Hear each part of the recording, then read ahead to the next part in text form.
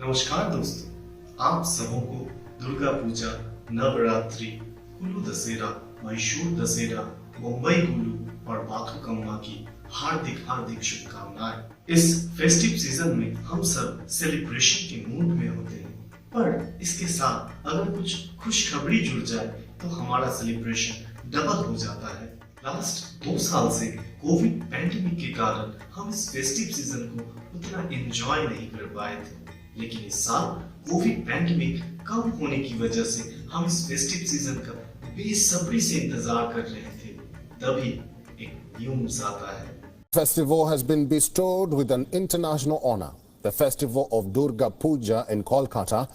It has been accorded heritage status by the UNESCO.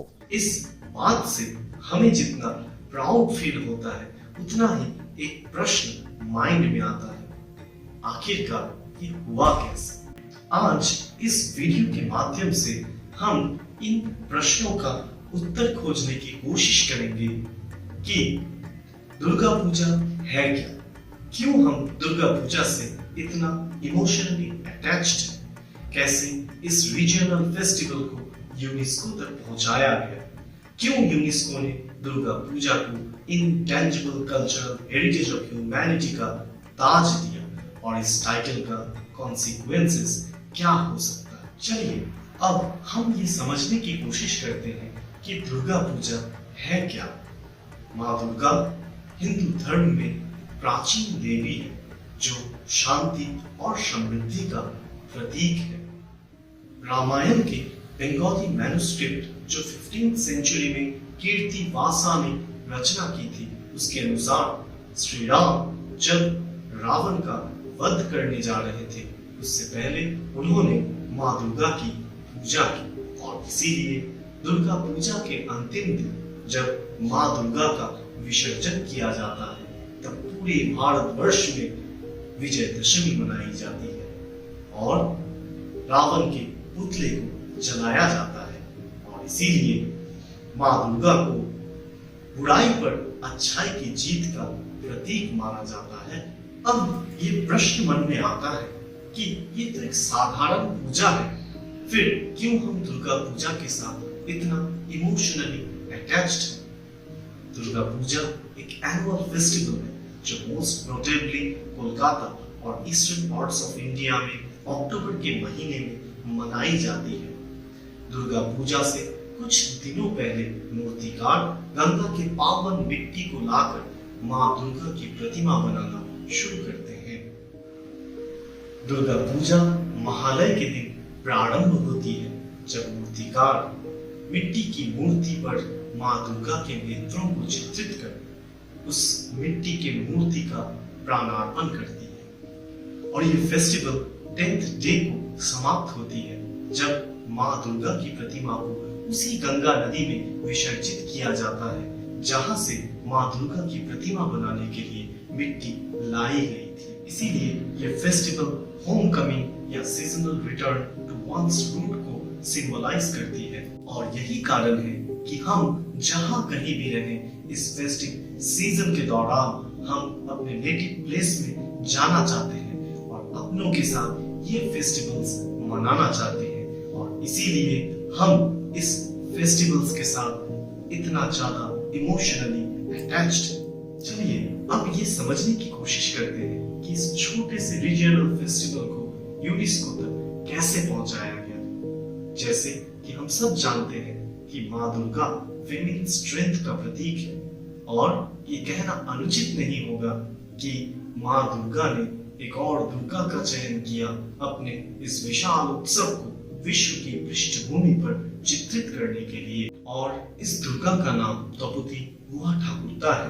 Draupadi गुहा ठाकुरता कलकत्ता के centre for studies in social science के director और professor है। Ministry of culture and external affairs ने अगस्त 2018 में द्रौपदी गुहा ठाकुरता जी को contact किया और उन्हें दुर्गा पूजा के ऊपर एक डॉशायर बनाने का काम सौंपा। उन्होंने सभी stakeholders, government officials, artists, painters, Durga Puja committees के साथ सैकड़ों मीटिंग कर डाटा कलेक्ट की अब फाइनली दिसंबर 2019 में उनके बनाए डोसायर को यूनेस्को में सबमिट किया गया, लेकिन तभी कोविड पैंडेमिक ने सब कुछ रोक दिया। और जैसा कि हम जानते हैं कि अल्लाह के घर में देर है अंधेर नहीं, उसी तरह फाइनली दिसंबर 2021 को हमें ये रिकॉग्निशन मिला और पूरा देश हर्ष उल्लास और गर्व के साथ झूम उठा। अब प्रश्न ये उठता है कि यूनेस्को ने दुर्गा पूजा को ये ताज क्यों दिया? इस प्रश्न को उत्तर को ढूंढने के लिए हमें यूनेस्को के इस एजेंडे को पढ़ना अत्यंत आवश्यक है। इसके अनुसार दुर्गा पूजा एक रंगमंच प्रदान करती है आर्टिस्ट्स, क्राफ्ट्समैन को, डिजाइनर्स को उनके श्रेष्ठ आर्ट एवं डिजाइन को एक रिलीजियस फेस्टिवल का रूप देने के लिए। हम और आप ऊंच नीच, भेदभाव, जात पात भूलकर हजारों लाखों की भीड़ में समा जाते हैं मां दुर्गा की दर्शन करने के लिए। इस उत्सव को सफल बनाने में समाज के हर एक वर्ग जैसे अनमैरिड वुमेन, विडोज, ट्रांसजेंडर अहम भूमिका अदा करते हैं। इसके साथ साथ स्टेट गवर्नमेंट एडमिनिस्ट्रेशन और पूजा कमिटीज एक महत्वपूर्ण भूमिका अदा करती है। इस उत्सव के दौरान ट्रैफिक मैनेजमेंट, क्राउड मैनेजमेंट एवं साउंड और एनवायरमेंटल पॉल्यूशन मैनेजमेंट करने में यूनेस्को के अनुसार दुर्गा पूजा को ये खिताब मिलने पर ये उत्सव अंतरराष्ट्रीय स्तर पर कई देशों को सस्टेनेबल फेस्टिवल ऑर्गेनाइज करने में इनकरेज करेगा। आखिरी सवाल ये उठता है कि यूनेस्को के दिए गए इस टाइटल से आखिरकार होगा क्या? जहां तक यूनेस्को का सवाल है, वो डायरेक्ट मॉनिटरी इन्वेस्टमेंट तो करेगी, लेकिन इससे टूरिज्म को बूस्ट मिलेगा, जस्ट लाइक रियो कार्निवल। ये खिताब the city of Joy Kolkata को एक इंटरनेशनल ब्रांडिंग देगी, जिससे दुर्गा पूजा का टर्नओवर और बढ़ेगा और इसकी पब्लिसिटी और बढ़ेगी। आज यूनेस्को की नजर बंगाल के क्राफ्ट इकोनॉमी पर है। यूनेस्को बंगाल के इस ट्रेडिशनल आर्ट फॉर्म को एक लार्ज स्केल बिजनेस का जरिया बनाना चाहती है।